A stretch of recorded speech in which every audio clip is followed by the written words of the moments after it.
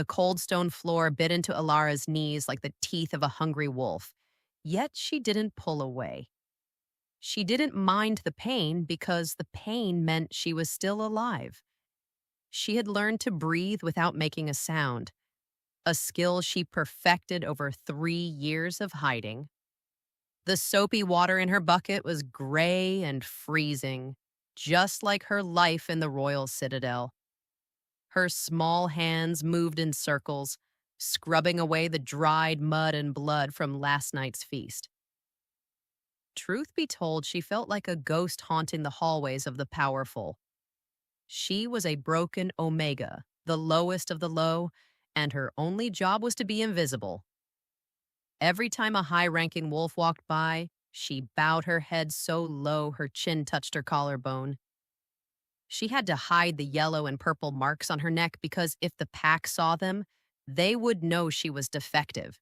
Oh, no matter how hard she tried, she couldn't erase the memory of her mother's last words. Her mother once told her that a wolf without a voice is like a bird without wings. That story always made Alara's chest ache with a dull, heavy grief. Why did fate give her to a monster like Kael? It was because the universe enjoyed watching her suffer. Kyle was a pack enforcer with a heart made of jagged flint and a temper that exploded like a wildfire. He claimed they were fated mates, but his touch felt like a curse rather than a gift. Have you ever felt so small that you wished the earth would just open up and swallow you whole? Moments later, the heavy thud of leather boots echoed through the corridor. Alara's heart hammered against her ribs like a trapped bird. She knew that stride, heavy, arrogant, and cruel. Before she could move, Kale stopped right in front of her bucket. He kicked it, spilling the dirty water all over her dress. What followed was a cold, mocking laugh that vibrated in her very bones. Kale reached down and grabbed a handful of her hair. He smelled of stale ale and the metallic tang of other wolves' blood. Still scrubbing the dirt, little Omega? He hissed. He gripped her jaw so hard she heard her teeth click together. Still, she didn't cry out. She knew that if she made a sound, the punishment would only get worse. Despite that, Kale wasn't done with his fun. He leaned in closer, his eyes flashing a dirty shade of yellow. "The king is returning today," he whispered. "I want you out of sight. If you embarrass me in front of the royal guard, I'll give you a mark you won't be able to hide." He shoved her back, her head snapping against the stone wall. Next, she began to clean the mess all over again. Her fingers were numb, and her dress clung to her skin like a cold shroud. Eventually, the sun began to set, casting long, bloody streaks across the citadel. That's when the atmosphere shifted. The air grew thick with power. It smelled of deep pine forests and ozone before a storm. In fact, the Alpha King had arrived, and the silence he brought was heavier than any scream. The hallways were buzzing with excitement, but Ilara felt only a cold sense of dread. She was carrying a stack of fresh linens, her arms trembling under the weight. Come morning, the citadel was supposed to be perfect for the king's council. She moved through the upper halls, a place she was usually forbidden to enter. The stones here were polished until they shone like diamonds. Without warning, a group of warriors rounded the corner, laughing and boasting about their kills. Alara ducked into a side passage, but her foot caught on a loose rug. In that moment, time seemed to slow down. The linens flew from her arms like white birds taking flight. Her body moved on instinct as she tried to catch herself, but the floor was too slick. She waited for the impact, but it never came. Instead, she slammed into something as solid as an oak tree. Large, warm hands gripped her shoulders. The moment their eyes locked, Alara forgot how to breathe. It was him. King Valerius stood over her, his presence so massive he swallowed the light. He was a mountain of a man, with dark hair and eyes the color of a thunderstorm. As the silence stretched, the space between them burned with a heat she had never felt before. Like she felt it, etched in fire. A pulse began in the center of her chest, a golden thread connecting her heart to his. As her wolf stirred, she realized the truth. Mate! Alara's heart skipped a beat as the king's eyes tracked her throat. Before either could speak, his gaze dropped to her shoulder. Her collar had slipped, revealing the fresh, dark bruises Kale had left. In a single heartbeat, the world shifted. The air in the hallway turned to ice. Valerius's grip tightened, not out of malice, but out of a sudden, violent tension. As if fate demanded it, his eyes turned a lethal, glowing gold. He looked at the bruises, the fingerprints of a coward, and his jaw set like granite. Without thinking, Ilara reached up to pull her collar back. Her voice trembled as she tried to find words. I'm sorry, Your Majesty, she whispered. And rather than letting her go, the king took a step toward the shadows behind her. In the quiet that followed, Kale emerged, his face pale and his mouth hanging open. Kale had seen the king touch her. As the truth unraveled, Kale backed away, his tail literally tucking between his legs. This was the king, who had killed 100 men without a sound. Because of that, the entire hallway went still. The king turned back to Alara and offered his hand. It was as if the world narrowed to just the two of them, and she knew taking that hand would change everything. The king's hand stayed extended, a silent invitation that felt more like a command. Alara stared at his palm, noting the calluses of a warrior. Maybe it was fate, but she reached out and touched him. The moment their eyes locked, a spark of electricity shot through her arm. He didn't pull her, but he led her, his body acting as a shield. Moments later, they were in a part of the citadel Ilara had only seen in her dreams. The walls were hung with rich tapestries of wolf hunts. As the silence roared, Ilara realized she was being taken into the king's private chambers. Inside, the room was vast and filled with the scent of him, cedar and power. He pointed to a soft velvet chair. Alara sat feeling like an imposter. Truth be told, she expected him to demand an explanation. Instead, he walked over to a table and picked up a jar of shimmering green ointment. He returned to her side and knelt on the floor. She didn't know what scared her more, his power or his gentleness. He reached for the edge of her collar, his movement slow and deliberate. As if pulled by a string, she leaned toward him. She let him pull the fabric back, exposing the ruined skin of her shoulder. Because he couldn't speak, he used his touch to tell her everything. He dipped 2 fingers into the ointment and began to spread it over her bruises. As fire bloomed beneath her skin, the pain began to fade. It was replaced by a tingling warmth that felt like starlight. In fact, he looked like a man holding a piece of glass he was afraid to break. It was because he saw her worth when no one else did. Soon after, he finished, but he didn't pull away. He rested his forehead against hers, the heat of his skin seeping into her own. Between them, something cracked. The old walls of her fear were crumbling under the weight of his care. What followed was a moment of pure, agonizing vulnerability. No matter how hard she tried, Alara couldn't stop a single tear from rolling down her cheek. The king caught it with his thumb, his expression one of raw, unspoken possessiveness. Deep down, she knew the truth.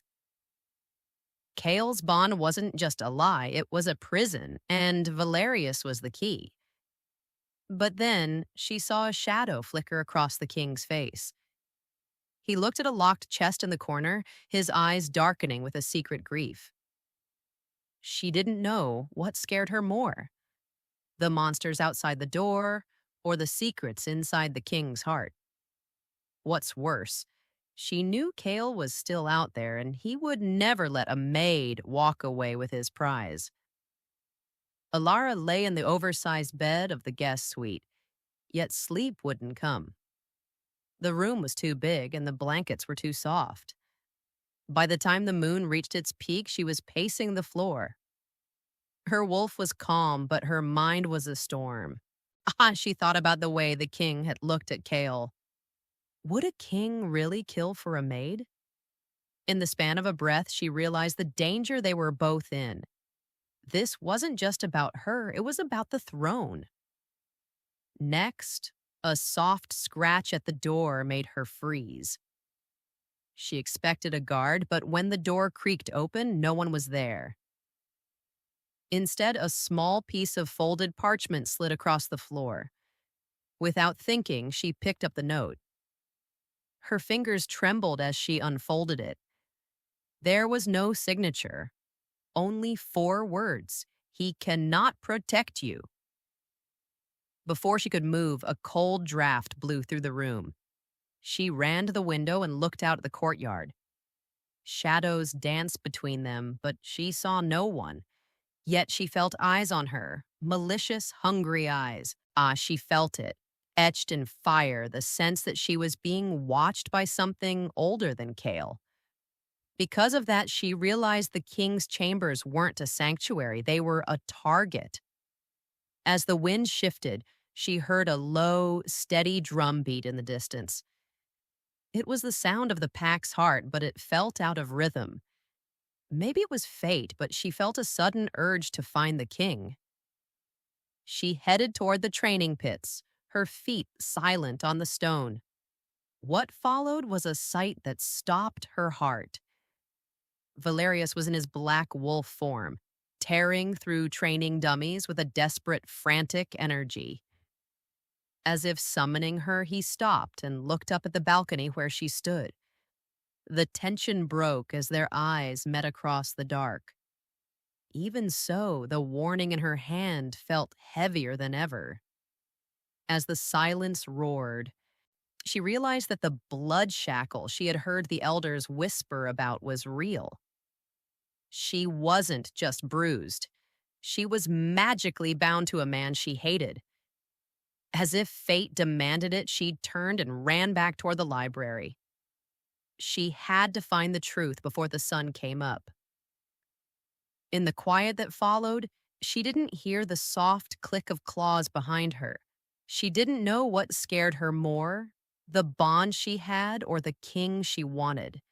And she let it happen.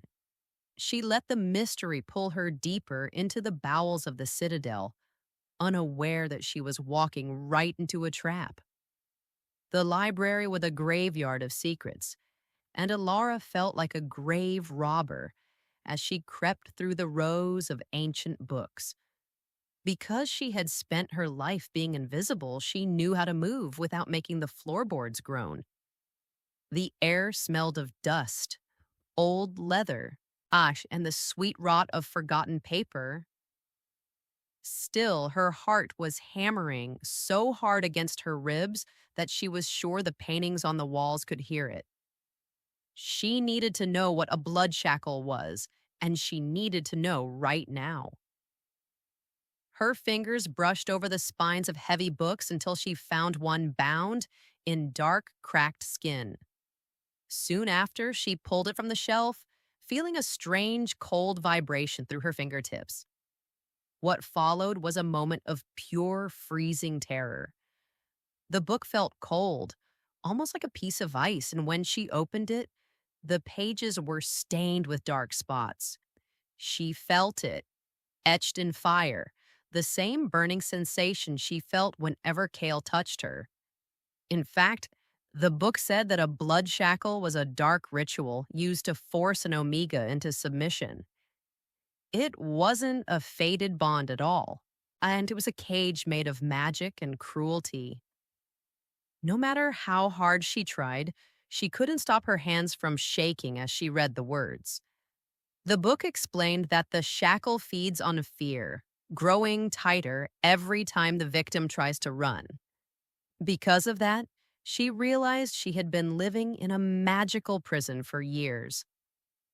Without warning, a shadow fell across the page. Alara didn't even have time to scream before a rough hand slammed the book shut.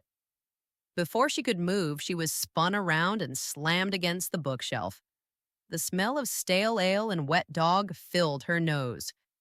It was Kale. His eyes were bloodshot and his face was twisted into a mask of pure, ugly rage. "Looking for a way out, little mouse?" he hissed. Under the weight of his stare, she felt her knees go weak. He gripped her jaw so hard it felt like his fingers would meet in the middle. She didn't know what scared her more, the pain in her neck or the fire growing in her heart.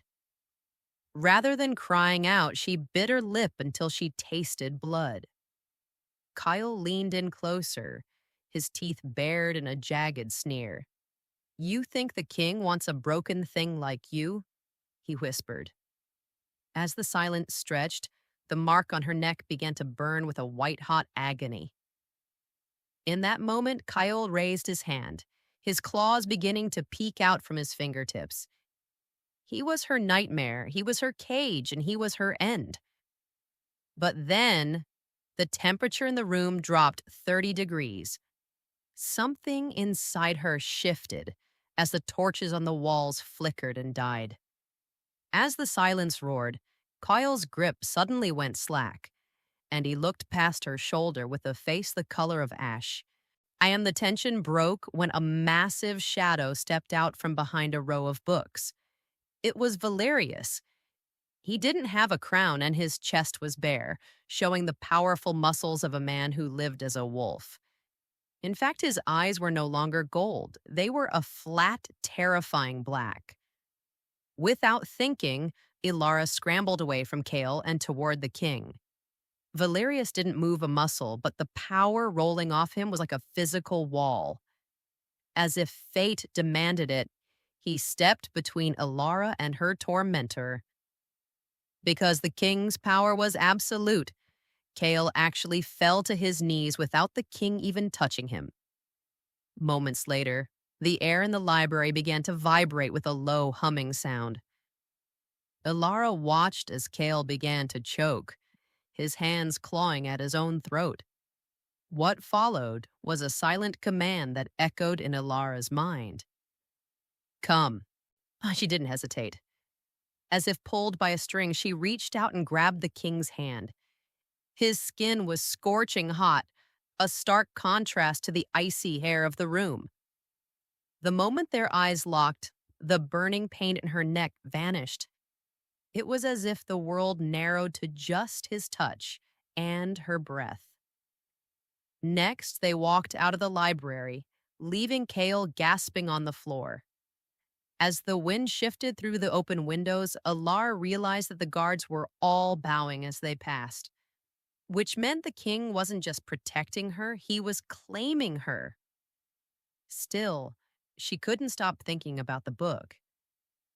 If the shackle was made of blood, could it only be broken with blood? Deep down, she knew the truth. Kyle wouldn't stop until she was dead or back in his cellar. Despite that, she felt a strange sense of peace as she walked beside the king. Her body moved on instinct, matching his long, powerful strides. Eventually, they reached the Tower of Silence. This was the highest point in the citadel, where the stars felt close enough to touch. By the time they reached the top, Ilara was out of breath. Valerius led her to a wide balcony that overlooked the dark forests.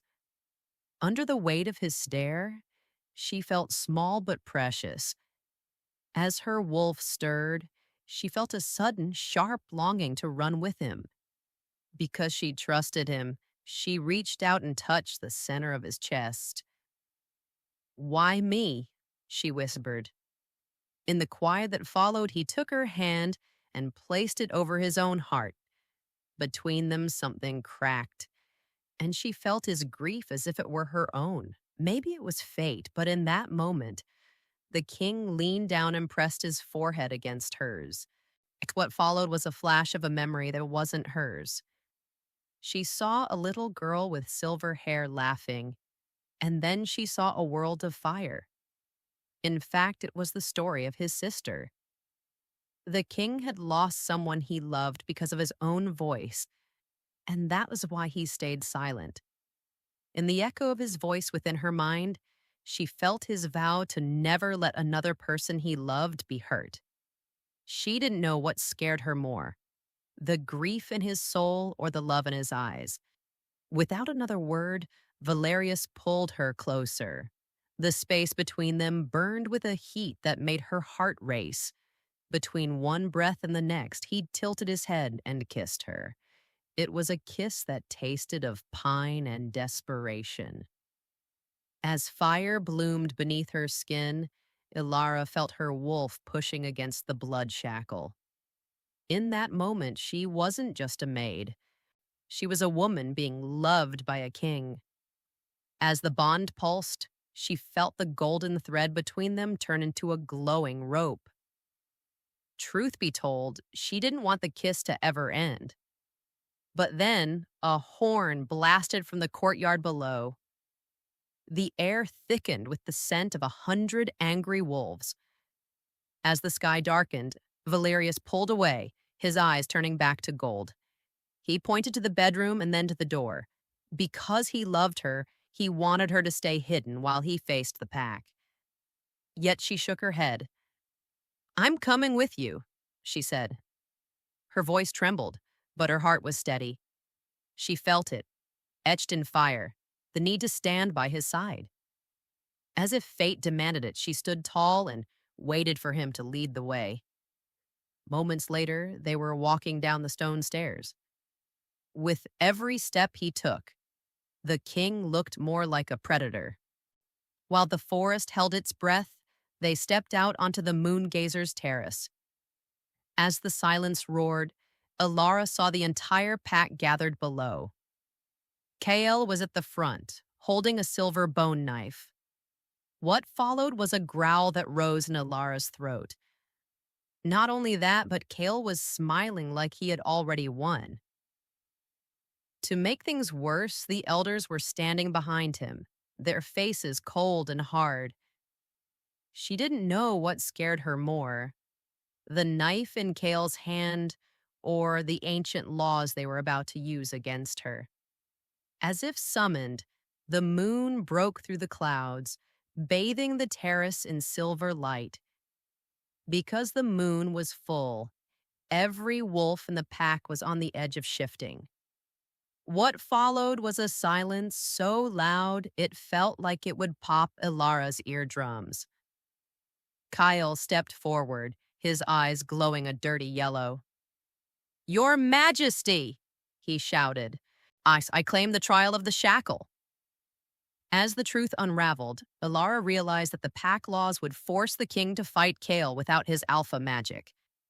In fact, it would be a fight of pure wolf strength. Without thinking, Ilara stepped forward. "The shackle is a lie," she screamed. In that moment, Kael pointed the silver knife at her. "Then prove it, Omega. Shift. If you are a true mate, the moon will call your wolf." As fire bloomed beneath her skin, Ilara tried to shift. She reached for the white wolf in her mind. Yet, the shackle wouldn't let go. It felt like cold iron teeth biting into her soul. No matter how hard she tried, she couldn't change. As her pulse raced, she fell to her knees, gasping for air. What's worse, the pack began to jeer and laugh. "She's broken!" they cried. Because of that, Kael looked at the king with a sneer. "Ah, she belongs to me, Valerius. Give her back, or the pack will rise against you." As the silence roared, Valerius stepped in front of Alara. He didn't shift, but he bared his teeth in a way that made the wolves in the front row back up. In a single heartbeat, the world shifted. He reached out and grabbed the blade of Kale's silver knife with his bare hand, which meant he was willing to bleed for her. Shadows danced between them as the blood dripped onto the white stone. Before the words left her lips, Kale lunged. What followed was a moment of pure, raw chaos. But then, Ilara saw a group of hooded figures moving in the shadows behind the elders. They weren't wolves. She didn't know what scared her more, the fight in front of her or the strangers watching from the dark. And she let it happen. She watched as the king and the monster began to fight, while the secret of the hooded figures hung in the air like a threat. As her wolf pressed forward, she knew the real battle hadn't even started. The king's blood tasted like mountain rain and iron, and Alara wanted to lick the stone clean just to keep it from the dirt. Because his blood was on the stone, the pack let out a collective gasp that sounded like a dying wind through a canyon. Valerius didn't make a sound, even though the silver bone knife was cutting deep into his palm. He was holding the blade with his bare hand to keep Coil from reaching her. In that moment, Alara felt a surge of raw, primal power that made her skin itch. She saw the hate in Kale's eyes, the fear in the pack's eyes, and the hunger in the stranger's eyes. What followed was a display of sheer and unbridled strength that made her heart race against her ribs. Valerius twisted the knife out of Kale's hand, the metal clattering across the terrace like a broken bell. After that, he threw Kale back with a force that shattered a heavy stone pillar. Still, the hooded figures remained in the shadows, their eyes like cold embers watching a fire burn out. No matter how hard she tried, Alara couldn't look away from them. She felt a cold shiver crawl down her spine as one of the figures tilted their head. They weren't looking at the king, they were looking at her. They were looking at her as if she was a prize they had been waiting for. Soon after, the pack erupted into chaos. The warriors began to shift, their bones snapping and fur sprouting in the moonlight. Alara felt the vibration of 100 growls in her chest. She wanted to shift too. But the blood shackle felt like a heavy chain around her soul. It was a cold iron weight that refused to break. Because she was a queen, her wolf was screaming to be free. She could feel the white fur wanting to burst through her skin. As if fate demanded it, Valeria stepped back and grabbed her waist. Without warning, he turned and ran toward the citadel entrance. He was moving with the speed of a predator, even while carrying her. The pack howled behind them, a sound of betrayal and hunger. Truth be told, Alara had never been so scared and so alive at the same time. They burst through the heavy oak doors, and the king slammed the iron bolt home. Next, the king was leading her through the twisting stone hallways toward his private rooms. He was breathing hard, his chest heaving under his sweat-soaked shirt. He reached out to touch her face, but his hand was shaking. The silver poison from the knife was already turning the veins in his arm a sickly, dark purple. Because his blood was tainted, he looked pale and fragile for the first time. Ilara felt a wave of protective fury wash over her. In fact, she realized she was the only one who could save him. She wasn't just a girl who scrubbed floors. She wasn't just a girl who hid her scars. She wasn't just a girl who lived in fear. She was the king's only hope, and the moon knew it. Moments later, they were inside the king's room, and the air felt thick with the smell of lavender and danger. Alara tore a strip of fabric from her dress, and began to wrap his hand. Her fingers were steady, even though her heart was thundering. "I've got you," she whispered. In the quiet that followed, she saw the true weight of his silence. He was her anchor, her shield, and her destiny. He looked at her with so much love it made her eyes sting. In the echo of his voice in her mind, she felt him telling her not to worry. But then, she looked at the locked chest in the corner of the room. Maybe it was fate, but the chest began to glow with a soft blue light. It was the same light she saw in her dreams when the white wolf ran free. Without thinking, Alara walked toward the chest. She felt it etched in fire, the sense that her life depended on what was inside. As if pulled by a string, she reached out and touched the wood. She didn't have a key, but as she reached out, the lock clicked open on its own, which meant the chest was waiting for her touch. She lifted the lid and found a crown made of silver and moonstone. And it wasn't a piece of jewelry, it was a relic. As her hand brushed the stone, a shock of power shot through her body. As the wind shifted through the high windows, she heard a voice in her head. It was old and wise, like the mountains themselves. "The Lunar Queen must lead," the voice whispered. Because the truth was hidden, she finally understood why Kale had shackled her. He wasn't just hiding her from the king, he was hiding her from her own power. Not only that, but the crown began to hum with the low, vibrating music. It was a song of ice and moonlight. As her pulse raced, she realized she could feel the forest outside. She could feel the trees breathing and the owls hunting. Truth be told, she had never felt so powerful. She took the crown and walked back to Valerius. He was leaning against the bed, his eyes half closed. Before either could speak, she pressed the moonstone against his poisoned hand. In the span of a breath, the dark purple veins began to shrink. The silver was being pulled out of him by the light of the moon.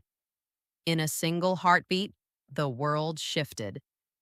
Valerius let out a long, shaky breath, and the color returned to his face. Because she loved him, she had found the one thing that could heal him.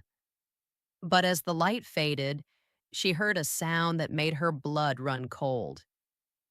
Eventually, a soft, scratching sound came from the balcony outside. As if summoned, a tall figure stepped out of the shadows. It was one of the hooded strangers from the terrace. They wore a mask made of white bone that looked like a wolf's skull. Before the words left her lips, the stranger raised a hand. "The shackle is strong, little queen," the stranger said in a voice like cracking ice, "but the silver in your king is stronger." Because of that, Alara felt a surge of cold terror. The stranger stepped into the room, their movements fluid and ghostly. They ignored the king and walked straight toward Alara. As the silence roared, she realized they wanted the moonstone. Yet she didn't back down. She stood her ground, her fingers curling around the crown. "Leave him alone," she growled. A rill growl, deep and primal, vibrated in her throat. Something inside her shifted as the stranger laughed. It was a jagged, hollow sound. Without another word, the stranger lunged. Before the words left her lips, Valerius threw himself in front of Alara. Even poisoned and weak, he was still a king. He snarled, his teeth bared as he grappled with the hooded figure. And what followed was a blur of shadows and silver light. The stranger was fast, but Valerius was desperate. Between them, something cracked. The stranger's mask shattered, revealing a face that was half human and half shadow. As her pulse raced, Alara realized these weren't wolves at all. They were the Shadow Walkers, the ancient enemies of the moon. She didn't know what scared her more, the monster in front of her or the power waking up in her blood. and she let it happen. She let the moonstone crown guide her hands. She pressed the glowing stone against the stranger's chest. A blinding white light filled the room, and the figure vanished into a cloud of black smoke. In the span of a breath, the room was quiet again. Valerius collapsed into her arms, his skin burning with fever. Because he loved her, he had given everything to protect her, which meant it was finally her turn to protect him. As if fate demanded it, she looked out the window and saw the forest was full of eyes. Thousands of red eyes were staring at the citadel. As her wolf pressed forward, she knew that Kale was just the beginning. The real war was coming for her throne. The air thickened with the smell of wet earth and ancient decay as the red eyes in the forest began to move. Because the king was still weak from the silver poison, Ilara had to stand by the window and watch the nightmare unfold alone. Thousands of shadow walkers were creeping toward the citadel, their bodies looking like smoke given jagged, hungry shapes. Moments later, Valerius groaned behind her, his large hand clutching the velvet blankets until the fabric hissed and tore. His skin was the color of winter ash, and the golden glow of his eyes flickered like a candle in a gale. Truth be told, Alara felt a wave of terror so cold it felt like a silver needle in her heart. She held the moonstone crown tight against her chest, feeling its steady, thumping hum. As if pulled by a string, she turned back to the king. She knew she couldn't just be a maid anymore. She had to be a wall between him and the darkness that wanted to swallow his soul. Next, a loud crash echoed from the floors below, shaking the very foundation of the stone tower. The shadow walkers were hitting the main gates with the force of an avalanche. Without thinking, Ilara ran to the king's side and pressed her small hand to his burning forehead. He was on fire, and his wolf was pacing restlessly under his skin like a caged beast. What followed was a moment of intense connection that made her vision swim with his memories. Through the true bond, she could feel his frustration and his fear, not for his throne, but for the girl with the scrub brush hands. Because he loved her, his first instinct was to find a way to get her to the tunnels. Yet she shook her head as if he had roared the command. "I am not leaving you," she whispered, her voice a sharp blade in the quiet room. As the silence roared, she felt his heart beat against her palm. It was a slow, heavy rhythm that gave her the courage to stand tall, even as the world began to fall. Soon after, the bedroom door burst open with a crack that sounded like a bone snapping. It wasn't a monster that stepped inside, but three-pack warriors with fur matted in black gore. They looked at Valerius and then at Alara, on their eyes wide with the panic of a cornered pack. In that moment, she saw the doubt on their faces like a slap. They didn't see a queen. They saw a broken Omega in a fine dress who had no place in a war. Because of that, Ilara felt a surge of white-hot anger that burned away her fear. She stood up, the moonstone crown beginning to glow with a fierce silver light that hurt to look at. As her wolf stirred, she bared her teeth at the warriors in a snarl she didn't know she possessed. "Protect your king," she commanded. Her voice didn't tremble. It carried the weight of the moon and the authority of the stars. What's worse, she could feel the blood shackle on her neck tightening until she couldn't breathe. It was as if Kale was reaching through the stone walls, pulling her back toward the cellar. Before the words left her lips, she realized the real fight wasn't at the gates, but inside her own blood. The tension broke when a voice hissed inside Alara's head like a snake in dry grass. It wasn't the wise voice of the moon, but the jagged, cruel voice of Kale. Did you think you could just walk away, Alara?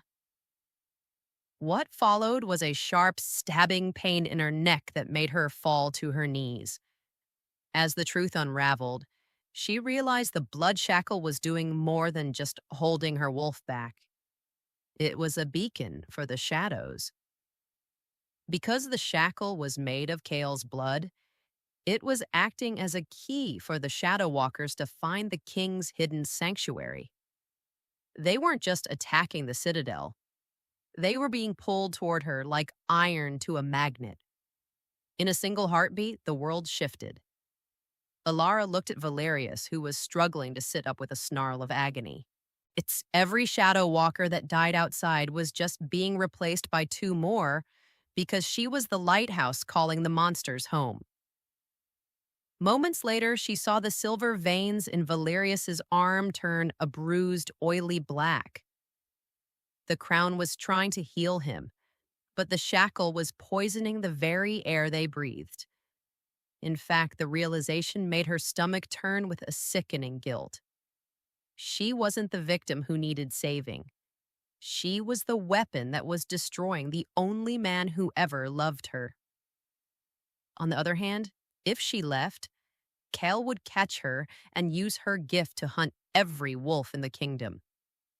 She didn't know what scared her more, the monster scratching at the door or the curse living inside her own skin. No matter how hard she tried, she couldn't find a path that didn't end in blood.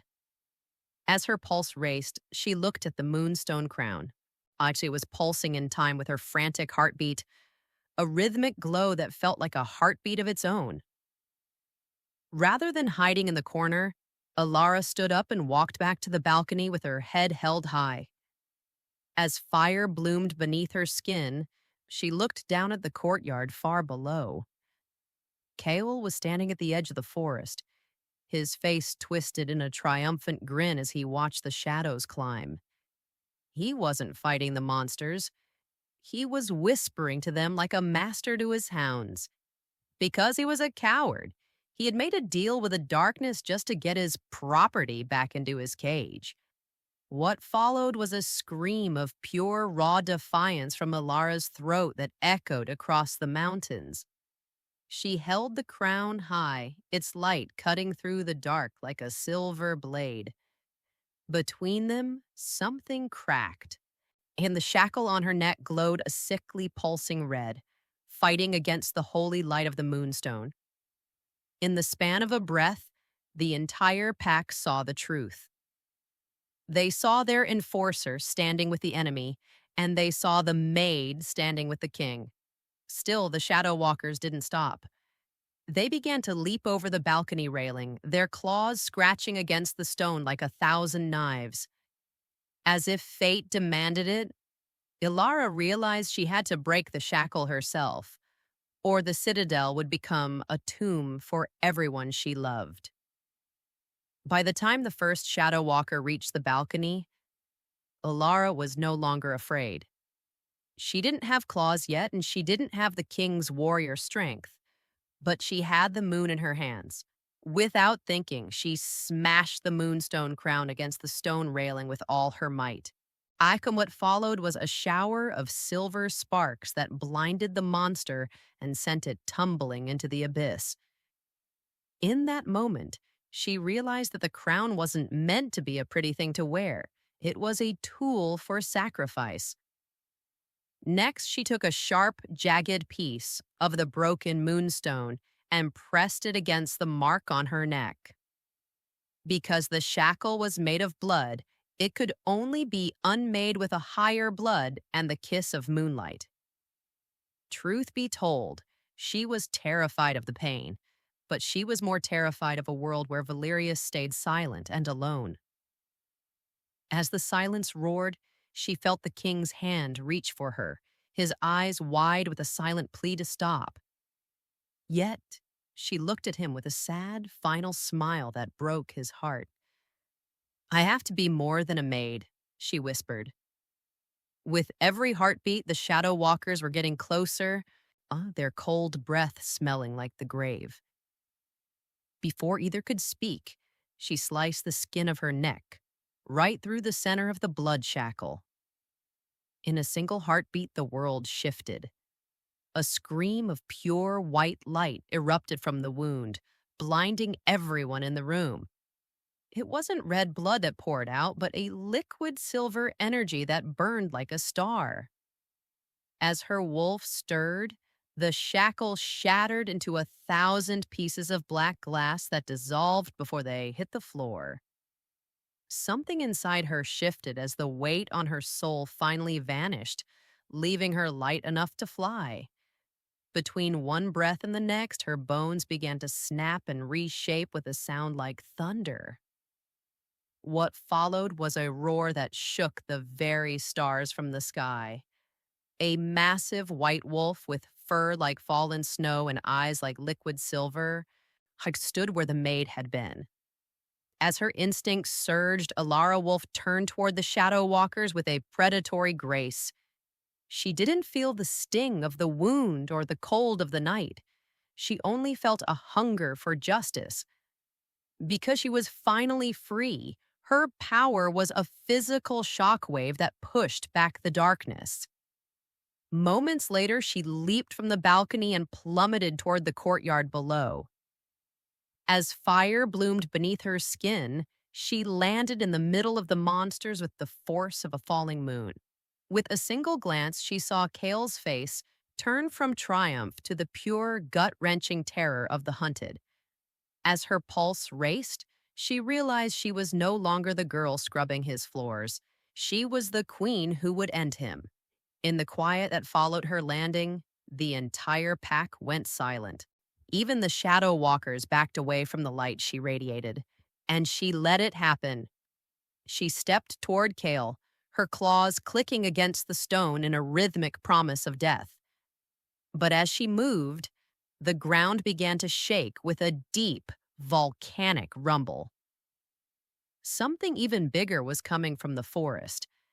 Something that made the shadow walkers look like pups, and the real war for the throne was only beginning. The ground beneath Ilara's massive white paws groaned as if the earth itself were afraid of the weight she now carried. Because she was no longer a fractured omega, her every breath felt like a gust of cold mountain wind that cleared the air of Kale's rot. She stood in the center of the stone courtyard, a beacon of silver fur that made the shadow walkers hiss and melt back into the cracks of the citadel walls. Moments later, she felt a familiar, powerful presence on the high balcony above. Valerius was watching her, his hands gripping the stone railing so hard the rock began to powder under his touch. Truth be told, she could feel his soul screaming to be at her side, yet the silver poison still clung to his bones like rusted iron. As if pulled by a string, Ilara turned her head toward the dark forest where the real threat was emerging.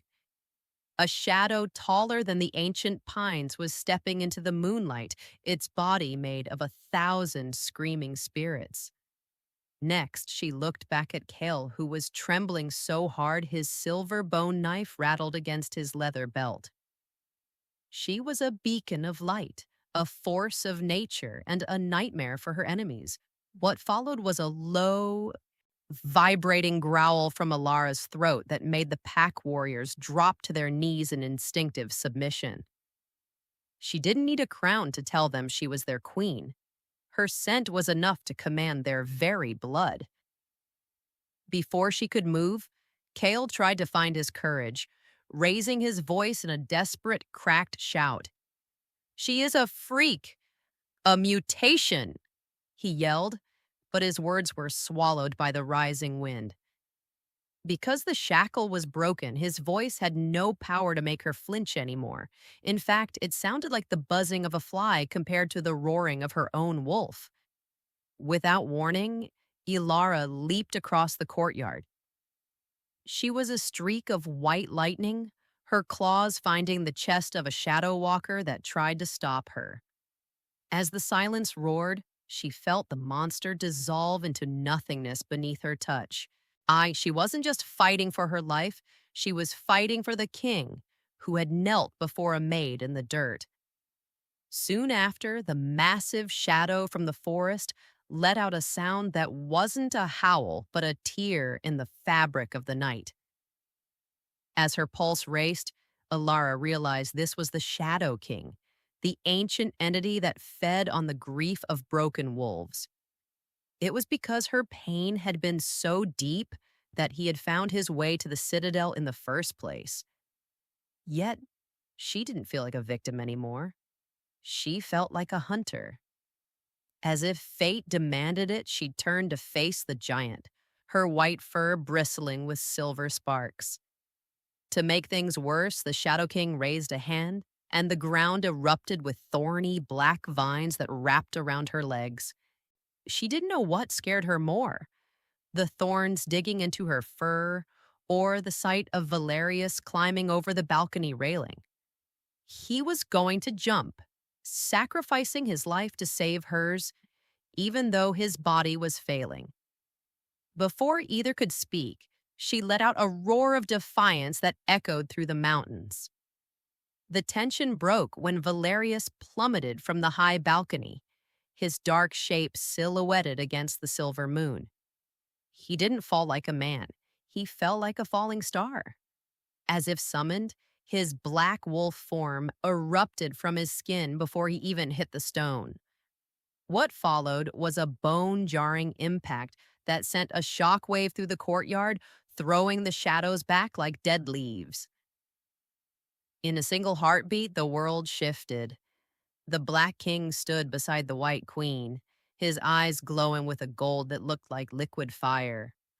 Because he was by her side, Alara felt her own strength double in an instant.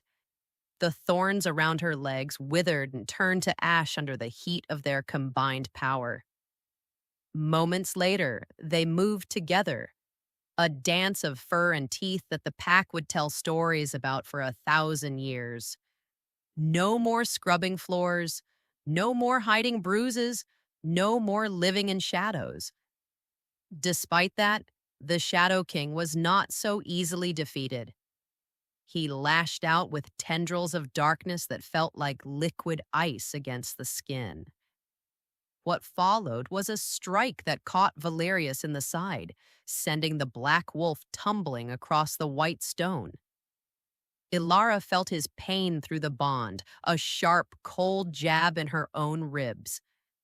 No matter how hard she tried, she couldn't reach him in time as more shadow walkers swarmed over his body. It was because he was still weakened that the shadows could touch him at all. In that moment, Alara realized that the only way to save him was to draw all the darkness into herself. As the truth unraveled, she understood the cost of being a queen. To destroy the Shadow King, she had to be the bait for his hunger. She didn't know what scared her more, the thought of dying or the thought of Valerius living in a world without her light. Rather than hesitating, she threw her head back and let out a howl that pierced the very center of the Shadow King's heart. As fire bloomed beneath her skin, she opened her spirit, inviting the darkness to come for her. What followed was a terrifying rush of cold as the Shadow King turned his full attention toward the white wolf. Between one breath and the next, she was swallowed by a vortex of black smoke. But she felt it, etched in fire, the sensation of 1,000 voices trying to find the cracks in her soul. But then she remembered the king's touch in the tower. She remembered how he knelt before her when she was covered in soot and blood. Because of that memory, there were no cracks left for the darkness to fill. As her instincts surged, she began to glow from the inside out. A silver light that started in her heart moved through her veins. In the quiet that followed, the black smoke turned to white ash, and she consumed the darkness until it was nothing but starlight. By the time the smoke cleared, Alara stood over the dissolving remains of the Shadow King. She was breathing hard, her silver eyes scanning the courtyard for the man who had started it all. As her pulse raced, she saw Kale trying to slip away toward the tunnels like the rat he was. Without thinking, she moved. She didn't leap this time. She walked, her every step a promise of justice. Next, she cornered him against the same stone well where she used to draw water for the citadel. Kale fell to his knees, his face a mask of snot and tears. Please, Alara, he begged. The shackle, I can fix it. What followed was a silence that was more terrifying than any growl. Because he was a coward, he didn't even notice the massive black wolf standing directly behind him. The tension broke as Valerius shifted back into his human form, his chest heaving and his skin covered in grime. As the wind shifted, the entire pack gathered around the well, their eyes wide as they waited to see the end. In that moment, Valerius did the one thing no one expected. He reached out and placed a hand on Kyle's shoulder. Before either could speak, the air began to hum with a power that made the stone of the well crack. As the bond pulsed, Alara felt the king's intent through her skin. He was going to use his voice. Because he loved her more than his own vow, he was willing to risk his throne to end her nightmare. In a single heartbeat, the world shifted. Valerius opened his mouth, and for the first time in 10 years, he spoke. When her name left his lips, the sound was like the rolling of thunder across the mountains. Alara, he said. His voice was deep, rich, and filled with a power that made the warriors drop to their faces. As the silence roared in the aftermath, he turned his gaze to Kale. Kneel, he commanded. The word was a physical blow. Kale was slammed into the stone floor with such force that the ground beneath him shattered into dust. What followed was the sound of the blood shackle's origin being torn from the world. Because the king's voice was the law, Kale's claim over Alara was erased from history. As fire bloomed beneath her skin, Alara shifted back to her human form, standing proud in the center of her people. He was her mate, he was her king, and he was her voice. And she let it happen. She leaned into the king's chest, listening to the heart that beat for her. But as she looked at the elders, she saw them whispering to their guards. The night was over, but the fight for the throne was just beginning. Come morning, the silver light of victory was swallowed by a thick, suffocating fog that smelled of wet ash and old, rotted leaves. Alara stood at the narrow window of the king's high chambers, watching the gray mist roll over the peaks of the mountains. Truth be told, she felt the trap closing around them like an iron collar before the first guard even moved a muscle. Her wolf was restless, pacing in the back of her mind and whining low in her throat. Because the elders feared the king's new voice, they had spent the entire night whispering in the dark, dusty corners of the citadel. In fact, they didn't want a king who could command them with a single word. They didn't want a queen who had once scrubbed their floors. They didn't want a king who broke ancient vows. They didn't want a pack that could think for itself. As if summoned, the heavy oak doors to the suite flew open with a bang that sounded like a bone snapping. Alara's breath caught in her chest as a dozen high-ranking warriors marched into the room.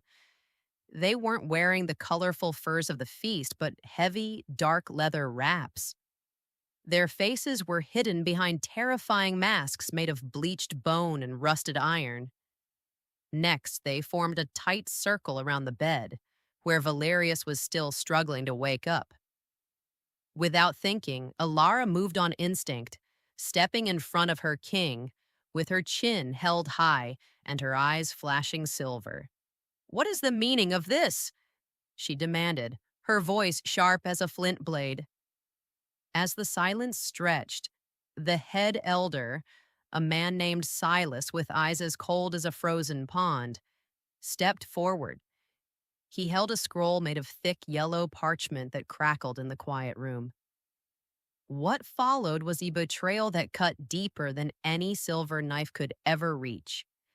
By the laws of the first ancestors, Silas croaked, his voice full of a fake, oily sadness. The king is declared unfit to rule. His voice is a curse on our blood, and his maid is a spy sent by the shadow walkers to destroy us all. Because they were desperate to keep their power, they had twisted the heroics of the night before into a dirty, stinking lie.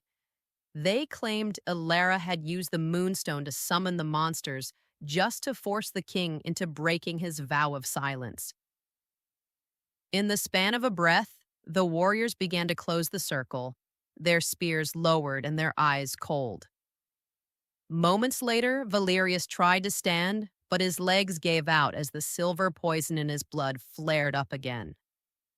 He groaned, a sound of raw physical agony that made Alara's heart shatter. And she didn't know what scared her more, the sharp iron points of the spears or the look of pure, helpless rage in the king's eyes. As if fate demanded it, she realized that their victory had been nothing but a beautiful, fleeting dream. The real monsters weren't hiding in the dark woods anymore. They were standing right in front of her, wearing the masks of her own people. Between them, something cracked, and the peace she had finally found was blown away like dust in a storm. Without warning, the warriors lunged forward, their heavy boots thudding against the stone floor. Alara felt a heavy chain of cold, enchanted iron wrap around her neck before she could even shift her weight. It wasn't the blood shackle, but it was just as heavy, and it stole the strength right out of her bones.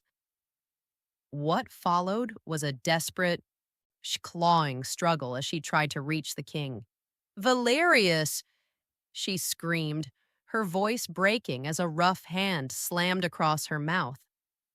Still, she fought like a cornered animal, her fingernails digging into the leather sleeves of the men who held her. Because she was an Omega, they expected her to go quiet and submissive, but she had the soul of a queen now. Yet, the odds were too great for a girl made of flesh and bone. Moments later, she saw them pin Valerius to the bed with long, silver-tipped spears that glowed with a sickly light.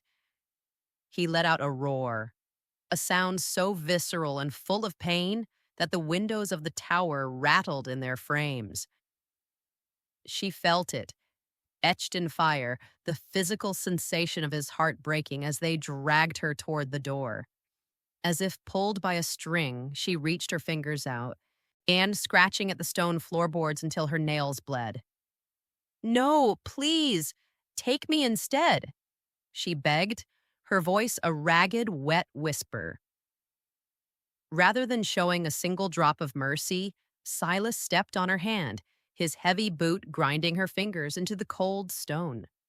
She didn't know what scared her more, the sound of her own bones cracking, or the cold, dead look in the elder's eyes. Soon after, they dragged her out of the room and down the winding stairs, her body thumping against the steps.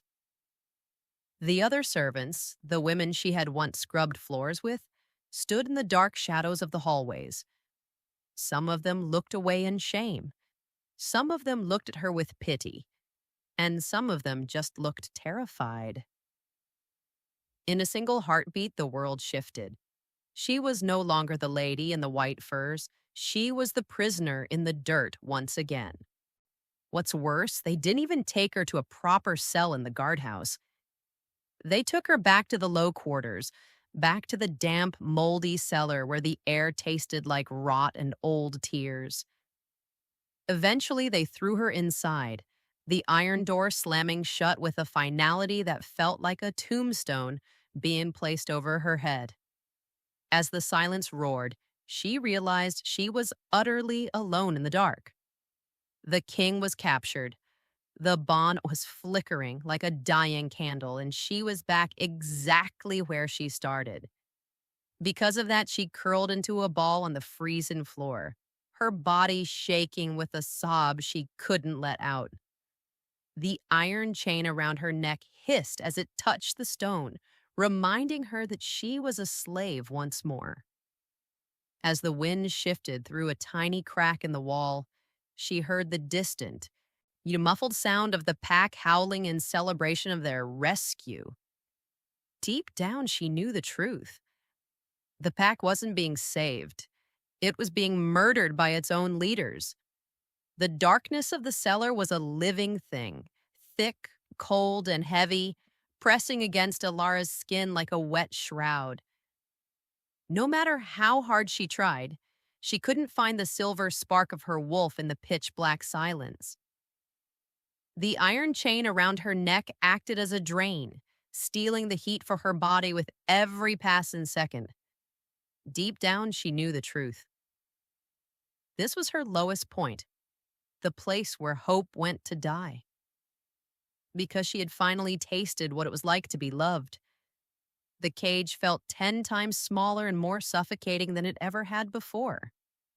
She sat on the freezing, damp floor, her breath coming in tiny white puffs of mist that vanished instantly. What followed was a downward spiral of dark thoughts that threatened to drown her. It was because she believed she was a bridge that she had let herself trust the elders at all. She thought her love for Valerius could fix a broken kingdom, but she had only succeeded in giving his enemies a target to hit. On the other hand, she could still feel him through the bond, but he felt miles away, like a fading star on the other side of a giant mountain. As fire bloomed beneath her skin, she realized he was being tortured with silver to keep him from shifting or using his voice. In that moment, her chest ached with a pain so sharp she had to double over and clutch her stomach.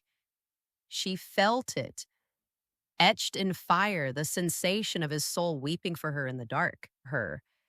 She didn't know what scared her more, the thought of his death or the thought of him living in chains for the rest of his life because of her. Without thinking, she began to claw at the stone walls with her broken fingers, her breath hitching in her throat. "I'm sorry. I'm so sorry, Valeria," she whispered into the blackness. Maybe it was fate, but she suddenly heard a soft, scratching sound from the far corner of the cellar. It was the sound of a single rhythmic thump, the sound a wolf makes when its heart is beating against the earth. As the wind shifted through the tiny rusted air vent, she caught a scent that made her blood turn to ice. It wasn't the scent of a wolf, and it wasn't the scent of a human. It was the scent of the forest, the scent of the shadow walkers. Before either could speak, a voice hissed from the darkest corner of the room, sounding like dry leaves skittering across a grave. "The king is dying, little queen. Do you want to save him?"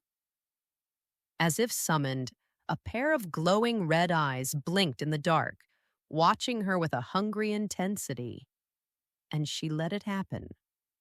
She crawled toward the red eyes on her hands and knees, knowing that to save her king, she might have to become the very monster the elders claimed she was. Because the moon was gone, the darkness was the only ally she had left. "What do you want?" she whispered, her voice trembling with the mixture of terror and resolve. As the silence stretched, she realized the Shadow Walker wasn't there to kill her. It was there to make a deal that would cost her everything she had left. Between one breath and the next, Alara realized that to win a war against wolves, she had to stop being prey and start being the darkness itself. The red eyes in the corner didn't blink. They burned like two dying coals in the freezing dark. Because she was desperate enough to touch the sun, Ilara didn't pull away from the freezing shadow that detached itself from the stone wall. The creature was a void in the shape of a man, its voice sounding like the rattle of dry bones in a box. The king's heart is slowing. Silver is a hungry metal, the shadow hissed. Truth be told, Alara could feel the truth of those words in her own marrow. Her bond with Valerius was a frayed rope, sparking with the dying heat of his life. She felt it, etched in fire, the cold, sharp sensation of a heartbeat that was skipping too many beats. Would you choose the darkness if it was the only way to save the one you love? That was the question that hammered in her brain as she stared into the abyss. What followed was a bargain that made her soul shiver. The shadow offered to melt the iron chain around her neck, but in return it wanted to feed on her grief. Because the elders had treated her like trash for years, she had a mountain of grief to give. In fact, she realized that her pain was the only currency she had left. She thought of every floor she had scrubbed, every bruise she had hidden, and every meal she had missed. She even offered up the memory of her mother's soft voice, a sacrifice that felt like tearing out her own heart. Rather than hesitating, she reached out her hand into the cold mist. "Take it," she whispered, her voice cracking like dry earth. "Should I take every tear I ever cried, but let me out of this cage." Without warning, the red eyes flared with a blinding, bloody light. As the silence roared, the iron chain around her neck didn't just break, it evaporated into a cloud of black smoke. What followed was a rush of power so cold, it felt like her blood was turned into liquid starlight.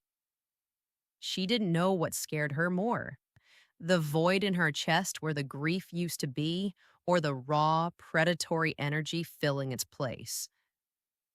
Moments later, the iron door of the cellar turned to dust under her touch. Because the shadows were now her allies, the darkness of the citadel didn't hide her, it obeyed her. Next, she stepped into the hallway, her silver eyes cutting through the gloom like twin daggers. She was a wolf of the moon. She was a child of the dark. And she was the nightmare of every man who ever tried to cage her.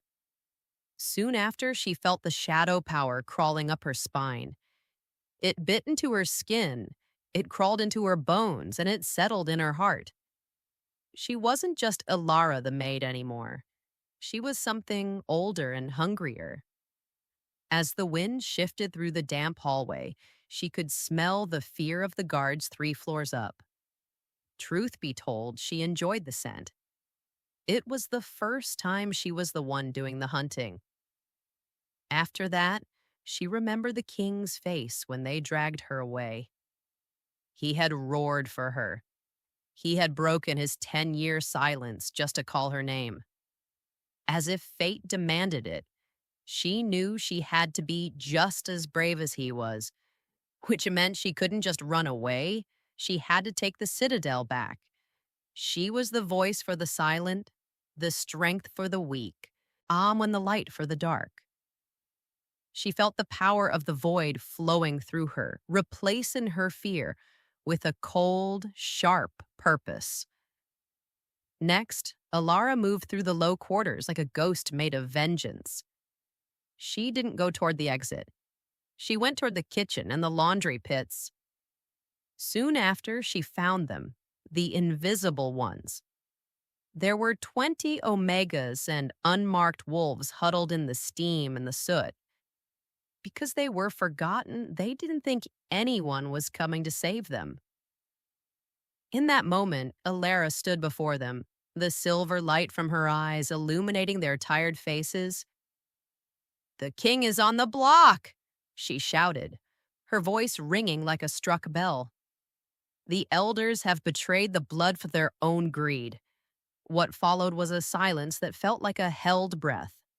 A young girl named Martha, barely 16, stepped forward with a heavy iron ladle in her hand. "What can we do?" she asked, her lip trembling. "We are only omegas.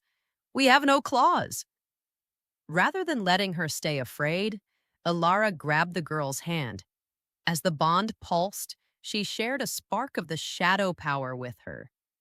She felt it, etched in fire, the sudden surge of courage that ignited in the girl's chest. Martha looked at her ladle and then at the door.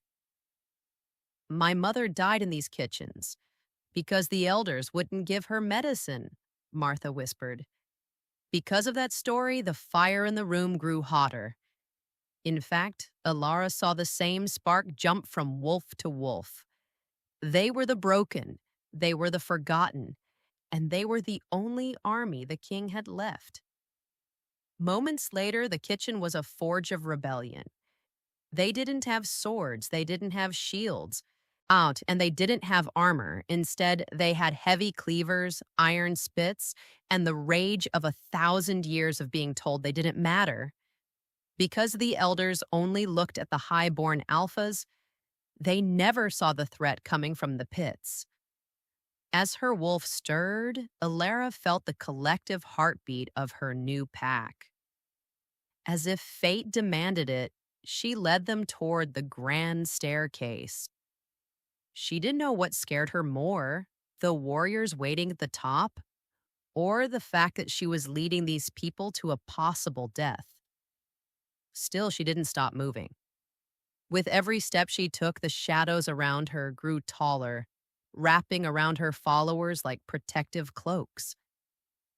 Have you ever felt the power of 1,000 people who have nothing left to lose? It feels like a storm that can tear down mountains. Between them, something cracked. Asta and the old laws of the pack were trampled under the feet of the commoners. What's worse, the guards at the top of the stairs were laughing. They didn't see the shadows. They only saw a group of maids and cooks. Before the words left her lips, Ilara let out a low, vibrating growl. The guards stopped laughing when the shadows behind her began to grow claws. Next, the shadows lunged, and the hallway turned into a blur of dark energy and iron ladles. The cold bit them, the darkness swallowed them, and the pain defined them. They were no longer servants. They were a revolution. By the time they reached the high corridors, the sun was beginning to peek over the horizon like a bleeding eye. Ilara could smell the silver, thick, metallic, and deadly, drifting down from the moongazer's terrace. Because the execution was set for dawn, she knew they only had minutes left. Without thinking, she broke into a run, her bare feet slapping against the cold stone. Next, they ran into a line of royal guards, their bone masks looking like death's own face. What followed was a visceral, messy collision that shook the walls. Before either could speak, the Omegas lunged with the fury of a cornered pack. As the truth unraveled, Ilara didn't stop to fight the guards. She used the shadows to slip past them, her target being the heavy iron doors that led to the terrace. With every heartbeat, she could hear Valerius's soul calling to her. He was weak, so weak, and the silver was finally reaching his heart. She felt it, etched in fire, the sensation of his life force flickering like a guttering candle. Because he was her mate, her own body began to ache in the same places where he was being pierced. Moments later, she reached the doors. They were barred from the other side, but she didn't need a key. As her instincts surged, she placed both hands on the iron and pushed with the power of the void. The tension broke as the iron doors flew off their hinges with a scream of tortured metal. As the silence roared, Ilara stepped out onto the terrace. The scene was a nightmare. Valerius was strapped to a stone slab, his chest bare and covered in silver-tipped needles. Silas stood over him, his hand shifted into a massive, jagged executioner's claw. In a single heartbeat, the world shifted. The sun hit the terrace, and Silas began to bring his claw down toward Valerius's throat. "Valerius!" Ilara screamed. a sound that was half woman and half wolf. As if pulled by a string, she launched herself across the stone, the shadows trailing behind her like a tattered cape. She didn't know what scared her more, the death claw or the silence of her king. And she let it happen. She let the darkness take over, her body shifting midair as she prepared to meet the claw with her own teeth. Before the words left her lips, her white wolf form exploded into existence, her fur glowing with a silver light that was brighter than the sun. Because she loved him, she didn't care about the silver needles or the guards. She only cared about the heart that was beating for her. As the wind shifted, she landed between Silas and the king, her teeth snapping inches from the elder's face. What followed was a roar that shook the very foundation of the citadel. The final battle for the crown had begun. And Alara was no longer a maid. She was the moon's own vengeance. Still, the secret she had seen in the king's memory, the girl and the fire, began to pull at her mind. Maybe it was fate, but she realized that to win, she might have to reveal the one truth that could break the pack forever. The white wolf's teeth snapped shut inches from Silas's throat, and the world seemed to hold its breath. Because she was no longer a girl who hid in the shadows, Alara felt the moon's power humming through her teeth like a live wire. Silas shifted into a mangy gray beast that smelled of rot and old lies. He lunged at her, his jagged executioner's claw aiming for her belly. Without thinking, Alara lunged back, her white fur a blur against the blood-stained stone. Because Silas was a coward, he didn't fight with honor. Instead, he tried to use the silver needles still stuck in the king's skin as a distraction. In that moment, Ilara felt the king's agony through the bond, a sharp, cold spike in her own chest that made her snarl. What followed was a roar of fury from her white wolf that shook the very foundation of the citadel. She didn't dodge his strike. Rather, she took the hit to her shoulder and used her massive weight to pin the gray beast to the stone slab. The tension broke when Valerius's eyes flew open, glowing like two golden suns. Because the bond was absolute, Alara's presence gave him the strength to shatter the heavy leather straps holding him down. Next, the king stood up, his bare chest heaving as he ripped the silver needles from his skin with his bare hands. Without another word, he opened his mouth and let out a sound that wasn't a growl, but a command that vibrated in the very air. "Enough!" he roared. As if fate demanded it, every warrior on the terrace was slammed to the ground by the weight of his voice. In fact, Silas was crushed beneath Ilara's paws, his gray wolf form whining in absolute terror. Because he was a king who could finally speak, his power was 10 times stronger than it had ever been before. She felt it, etched in fire, the sensation of his voice wrapping around her like a warm, protective cloak. Still, Silas tried to snap at her one last time, his eyes filled with a desperate, dying greed. Before the words left her lips, if she could speak in this form, Ilara channeled the power of the moonstone crown into her bite.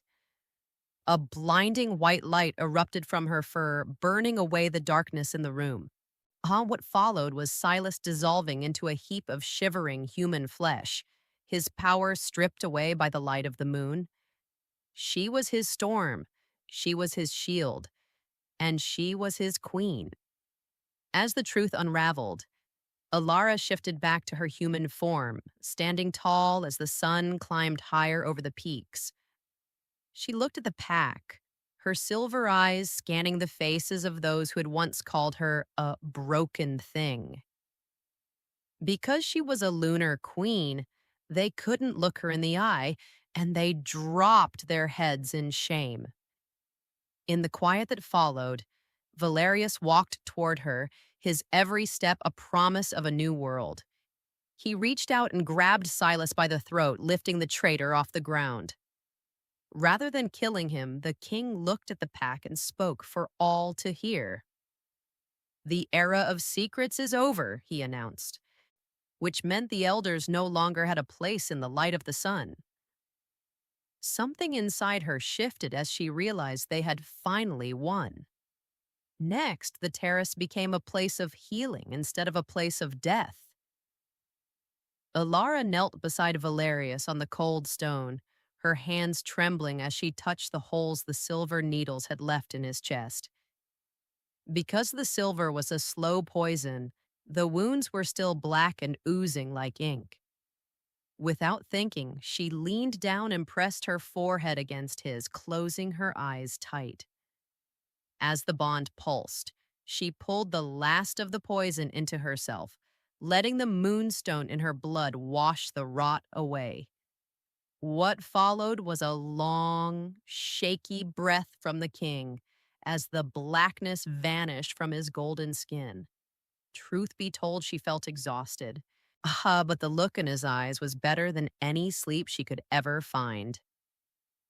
Soon after, the kitchen maid, Martha, stepped onto the terrace holding a bowl of fresh spring water. In fact, the Omegas were already starting to clean the stone, no longer acting like slaves, but like owners of their own home. Moments later, the sun hit the center of the terrace, turning the white stone into a sheet of pure gold. Because of that, the entire pack began to howl, not in a song of war, but in a song of welcome for their new queen. She didn't know what scared her more, the loud noise or the sudden, overwhelming feeling of being truly loved. Rather than hiding, she stood up and took the king's hand, lacing her fingers with his. As the silence roared, he pulled her into a deep, soul-shattering kiss that tasted of pine and victory. Between them, something cracked, and the last ghost of the broken Omega was gone forever. She was no longer cleaning floors. She was no longer hiding scars. She was no longer living in fear. In the span of a breath, she felt the entire kingdom settle into a new peaceful rhythm. Yet there was still work to be done to fix the broken parts of their world.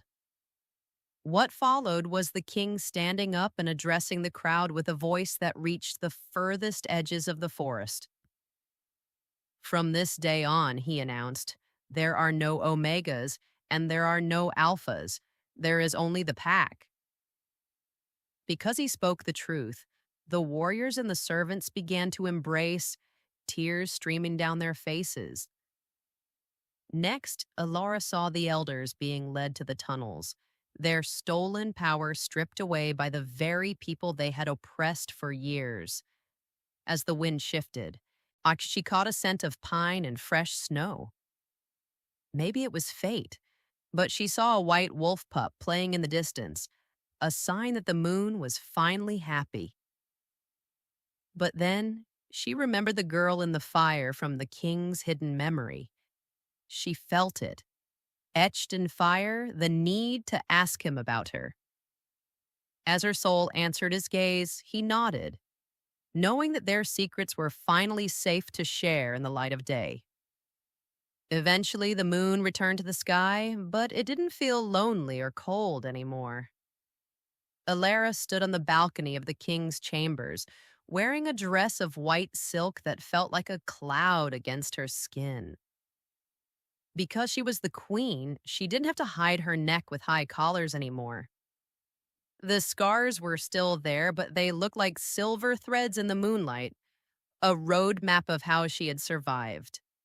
That night, Valerius came to her, his footsteps silent on the stone. Without another word, he wrapped his massive arms around her waist and pulled her back against his chest. As the silence roared, he whispered in her ear, "I love you, Alara." The moment their eyes locked in the reflection of the window, she knew she was finally home.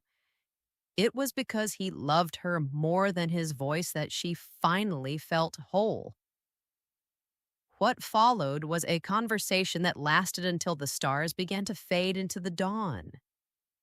He told her about the girl in the fire, his sister who had died because he couldn't control his alpha command when he was young.